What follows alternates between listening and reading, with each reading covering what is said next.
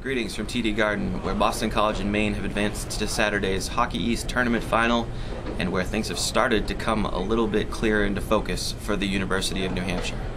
With 1 day left in college hockey season, it appears the Wildcats are in pretty good shape as far as an NCAA Tournament berth is concerned.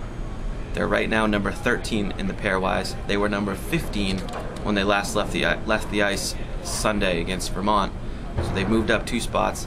And it appears if the favorites do their job on Saturday, UNH will be in. The only scenario that could give UNH trouble is a combination of Cornell losing in the ECAC and BC losing in the Hockey East. That would put Union and Maine in the tournament and bounce UNH out. Otherwise, it looks like the Wildcats are in good shape. They can survive one upset no matter where it comes from. If they get 2 upsets and they involve Michigan, whether it's Michigan and Union or Michigan and Maine, UNH can actually get in this tournament as a number 3 seed and number 11 overall. It's hard to believe, but that's what the numbers are spitting out right now. One wrench that could be thrown into things here.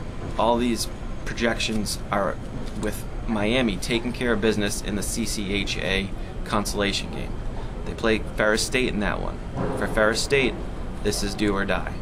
If they lose again, as they did today in overtime to Northern Michigan, Ferris State will be done. If they win, the credit they receive for beating a highly ranked team like Miami could be enough to get them an at-large bid.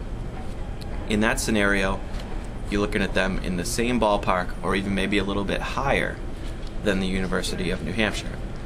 So if you're a UNH fan, what you're rooting for tomorrow, you're rooting for Miami over Ferris State in the early games, and then you're rooting for the favorites at night. You're rooting for Northern Michigan over Michigan.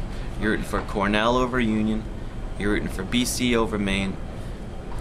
The Atlantic Hockey League doesn't matter much, neither does the WCHA, where the teams that are remaining there are locks to get in anyways.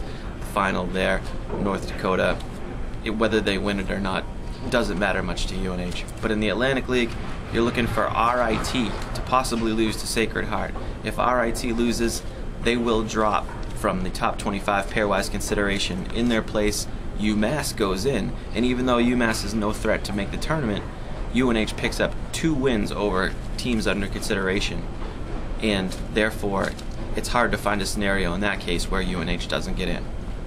So, again, there's still too much hockey to be played to really know for sure, but it looks good for the Wildcats.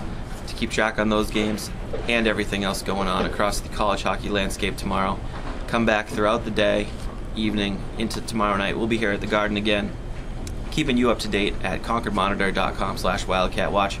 We'll keep you up to date on the latest as it pertains to the Wildcats and this game here. We'll see you then.